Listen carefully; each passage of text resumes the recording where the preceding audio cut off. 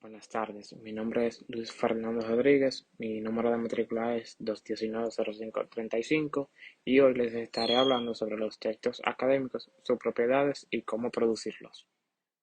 Los textos académicos son elaboraciones intelectuales que abordan un tema particular o profundizan en él, y lo hacen de una manera formal.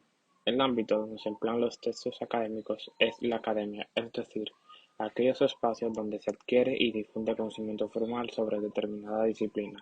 Es durante los procesos de enseñanza y aprendizaje que se elaboran los textos académicos.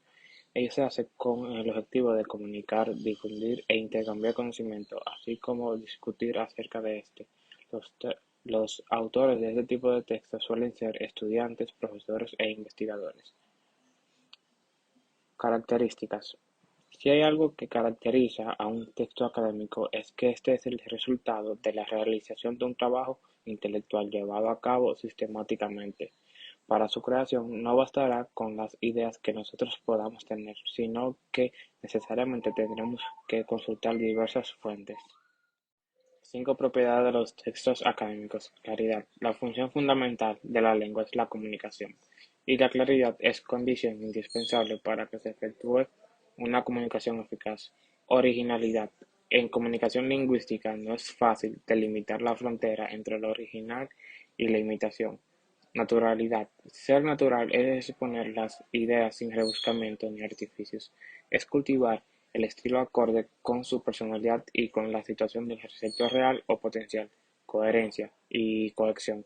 Los conceptos de coherencia y cohesión están estrechamente relacionados, tanto que muchos autores los usan indistintamente. De los textos académicos existen 5 etapas cuyas siglas constituyen el método DIPER: D de definición, E de exploración, P de planificación, E de exposición, R de revisión. Los resultados de esta etapa son: de definición, el resultado es idea central, destinatario, tono y estrategia discursiva. Los resultados de exploración son datos, informaciones, ideas, opiniones, fuentes, enfoques y aristas. Los de planificación son esquema expositivo. Los de exposición es el primer borrador y el resultado de revisión es el texto definitivo.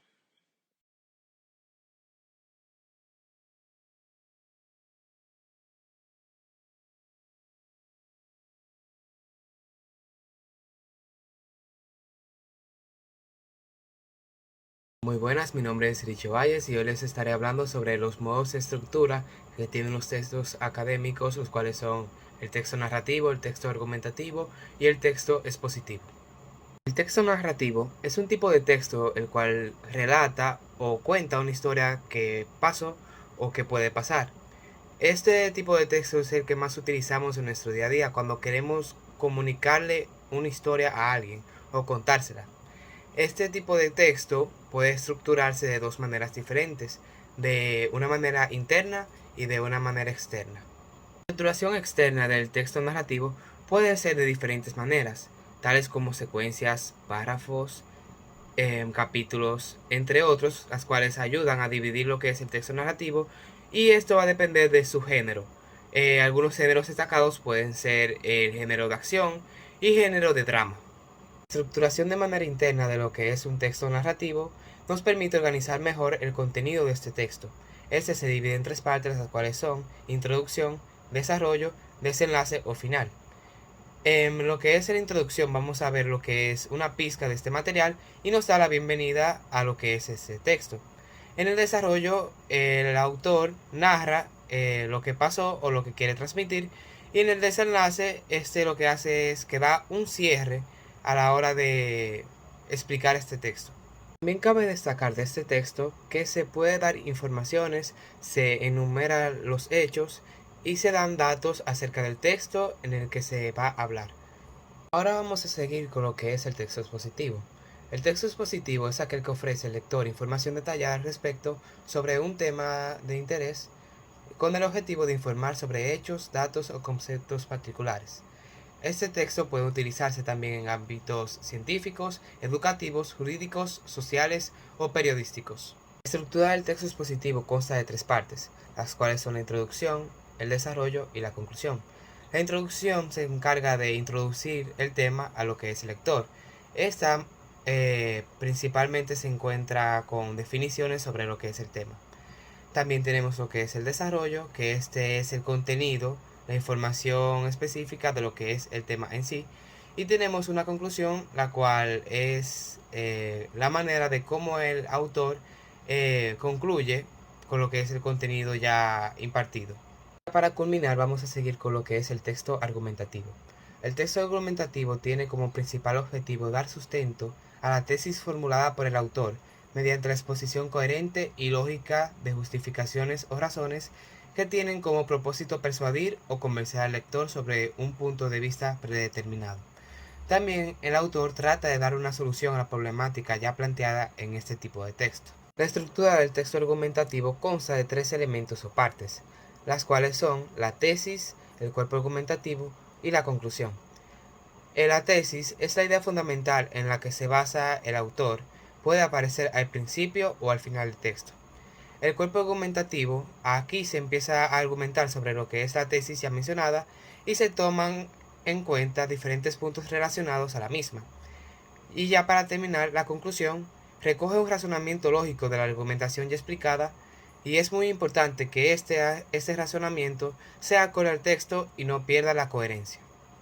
Gracias por su atención. Ahora le pasaré a mi compañera que les estará hablando sobre otro tema de igual importancia. Muy buenos días, mi nombre es Yelina María González Hernández.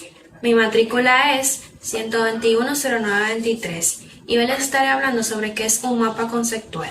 Un mapa conceptual es un diagrama que nos ayuda a entender y explicar un tema en específico al realizar conexiones visuales entre los diferentes elementos que conforman dicho tema. Un mapa conceptual también te ayudará a recordar tanto temas en específico como las relaciones que existen entre sus diferentes componentes o subtemas. Ahora les estaré hablando sobre las características de un mapa conceptual. Como ya se mencionó, los mapas conceptuales son herramientas gráficas para organizar y representar conceptos o conocimientos. También cuentan con una estructura proposicional. Esto significa que los mapas conceptuales relacionan de forma explícita un conjunto de conceptos al exponer directamente en su estructura. Tienen una estructura jerárquica. En un mapa conceptual, generalmente encontraremos en la parte superior los conceptos más genéricos y conforme avanzamos hacia abajo encontraremos los más específicos. También existen los enlaces cruzados. Los enlaces cruzados, incluidos en los mapas conceptuales, te ayudan a ver las relaciones entre conceptos distantes desde el punto de vista del mapa conceptual, pero que guardan relación entre sí. Estos enlaces cruzados frecuentemente representan saltos creativos por parte del creador del mapa conceptual, quien está logrando interconectar puntos dispersos, generando así nuevos conocimientos. Ahora les estaré hablando sobre los elementos de un mapa conceptual. Debemos comenzar por comentar que los mapas conceptuales tienen muchos elementos. Es posible encontrar mapas conceptuales creados con el fin de incluir todos los elementos que deben tener un mapa conceptual. Sin embargo, para fines prácticos podemos reducir estos elementos a los siguientes: pregunta de enfoque, conceptos, etiqueta y uso de enlaces. Muchas gracias por su atención. Buenos días, mi nombre es Elizabeth Recari Santos, mi número de matrícula es 1210538. Esta mañana estaré impartiendo una exposición sobre el tema de los vicios de redacción. Los vicios de redacción son los usos o formas incorrectas de hablar o escribir que pueden dificultar la interpretación correcta de lo dicho o escrito. Más adelante le mostraré una lista de algunos vicios de lenguaje o de redacción. El primero que tenemos es la anfibiología o ambigüedad. Esto puede tener dos tipos de interpretaciones o modo de entender y puede generar confusión alguna. Por ejemplo, se sentaron en el banco donde se había conocido. Puede referirse a un banco de sentarse o a un banco financiero. Ahí tenemos una confusión. Otro tipo de vicio sería barbarismo. Significa pronunciar o escribir palabras con algún cambio de letra o de colocación de acento. Por ejemplo, compraste por decir compraste. Inauguración por inauguración. También se considera barbarismo los extranjerismos. Consiste en usar palabras en otro idioma de manera innecesaria. Por ejemplo, anoche se presentó un show, puedo decir anoche se presentó un evento. Ok, no hay problema, puedo decir está bien, no hay problema. Otro tipo de vicio se llama cacofonía. Otro tipo de vicio es cacofonía. Consiste en repetir sonidos en palabras próximas, produciendo un efecto sonoro desagradable. Por ejemplo, Carlos comió conmigo ayer. Ahí vemos el uso repetitivo, lo cual lo hace sonar incómodo, al igual que decir Pedro parece perdido. También tenemos como vicio monotonía o pobreza léxica. Este significa empleo de un vocabulario poco variado e impreciso, como por ejemplo decir un discurso, donde podríamos utilizar pronunciar un discurso, igual que decir un anuncio, donde podríamos utilizar la palabra comunicar un anuncio. En este caso deberíamos ampliar más nuestro vocabulario. El pleonasmo o redundancia es otro tipo de vicio.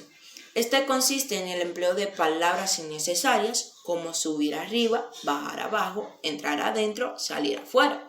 Por ejemplo, el barco navega en el mar o el avión vuela en el cielo.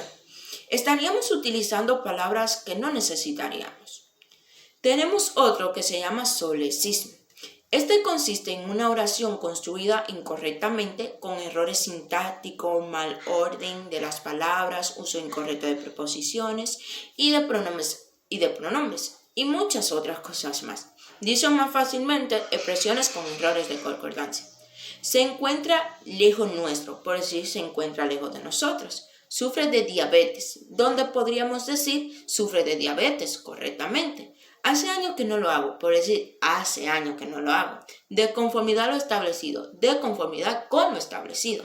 Hay un vicio denominado vulgarismo, que consiste en usar un código informal, un lenguaje descuidado o vulgar en contextos formales. Por ejemplo, voy para mi casa, me recuerdo de, ¿para dónde tú vas? Y la forma correcta de decir estas son voy para mi casa, me acuerdo de y para dónde tú vas.